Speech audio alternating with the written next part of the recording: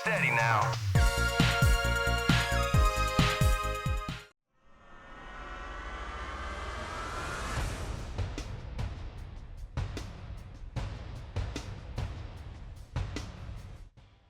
After growing protective of their license due to subpar acclaim games in the late 90s, Trey Parker and Matt Stone finally saw a South Park game which did justice to their iconic yet controversial show with 2014's The Stick of Truth. Despite being a pretty basic role-playing game, spot-on humour and a pitch-perfect rendition of the show's visuals made for a great game for fans. A sequel seemed inevitable, especially with Ubisoft taking over publishing duties in the wake of THQ's collapse, and the fractured but whole would give fans another RPG in 2017. Now helmed by an internal studio and overhauled with the Snowdrop engine, as well as swapping fantasy for superheroes, it offers another enjoyable RPG experience with improvements aplenty, but also degradation in other areas. Time travel is my only hope now. Myths tell of ancient times, when a new king united a kingdom torn apart by a powerful stick. Set just one day after the Stick of Truth, New Kid is the king of the neighbourhood, only to lose his power when the boys decide to play superheroes. Sorry guys, you can't play with us. We're playing superheroes now, and you guys are dorks.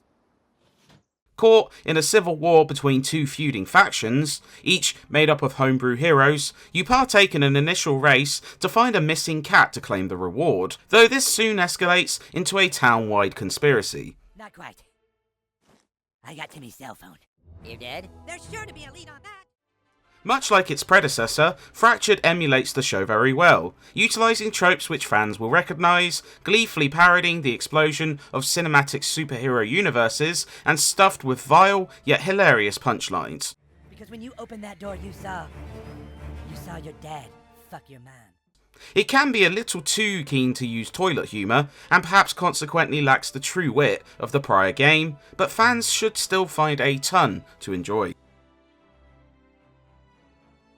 Fractured but Whole is another 2.5D RPG which takes you across a fully recreated map of South Park, albeit with fewer of the technical woes that plagued the previous game.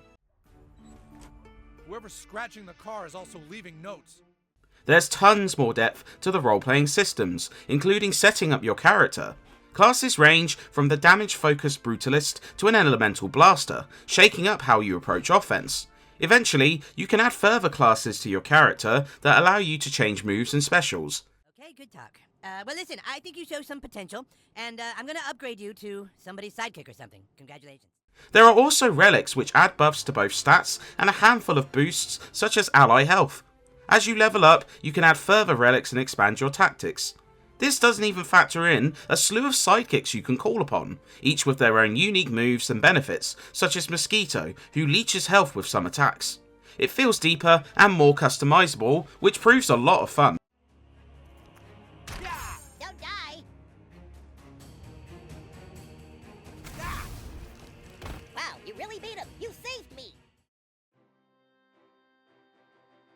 Combat remains turn-based, but has been overhauled somewhat.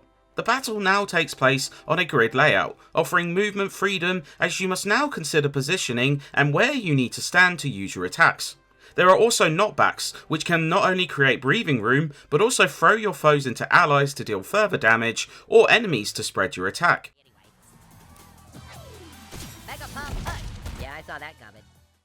Like before, New Kid's powers of flatulence also factor into combat, allowing you to perform certain actions, such as pausing time or cancelling a foe. These can prove pivotal during boss encounters, which test your skills more than regular fights. Holy shit, am I on fire? It must be said that despite all these new features and tweaks, combat remains rather easy and perhaps loses luster as you progress. While leveling up brings benefits, once you've unlocked all relic slots, there's not much reason to engage in free roaming combat, as hero levels cease to offer benefits after level 9. My lord! The filthy Moorish are attempting to overtake Koopa Keep! You gotta come fight, my liege! You're our only hope!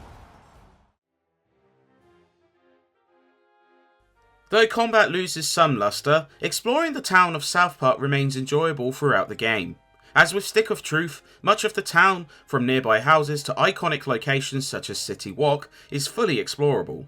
The town is stuffed with collectibles and cool Easter eggs to track down, but it can take a while to open certain areas. What good is the world without a little chaos? Some powers, mostly fart related, are needed to reveal particular collectibles. There are also sidekick powers, where certain friends can aid you in exploration, such as Human Kite to scale upward using wind. It adds great incentive to re-explore, even as you wrap up the main story, so while the 20-hour main quest is a tad short, you can add a ton of time by seeking out everything. Soon you will be approaching Super Craig's Fortress of Solitude. Super Craig hasn't checked in. I hope nothing's wrong. From scavenger hunts, fully fledged side quests and collectibles such as customizable outfits, it's great fun. Me? Let's just say I'm an art collector specializing in a delightfully modern and extremely confusing Asian art form known as yaoi. As the first 8th gen South Park game, Fractured, but Whole benefits from the Snowdrop upgrade. Running at a crisp 60 frames per second, even with lots of on-screen action, it feels infinitely smoother. Took that like a champ, Forthy. Eye-catching summons, screen-filling abilities, and hilarious-looking buddy powers all capture the atmosphere of the show. There's a ton of great little visual gags to catch too, such as characters pulling out their phones if you take too long during battle. Car! Come on, move! I have a thing to get to.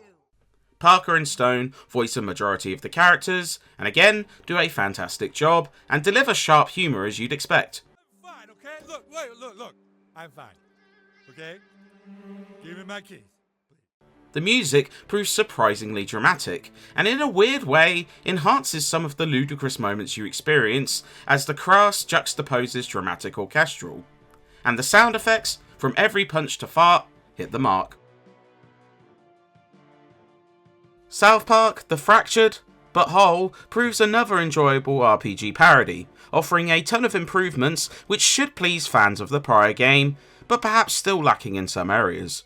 The storytelling and humour should resonate with show aficionados, even if it perhaps relies too much on certain humour. The gameplay feels more substantial and customisable, though it perhaps remains a touch easy, even on higher settings. However, as both a gleeful send-up of superhero oversaturation and another chance to explore the recreated Colorado town, it still offers plenty. Whether you're a South Park fan or looking for a lighter role-playing game to enjoy, this one should satisfy greatly.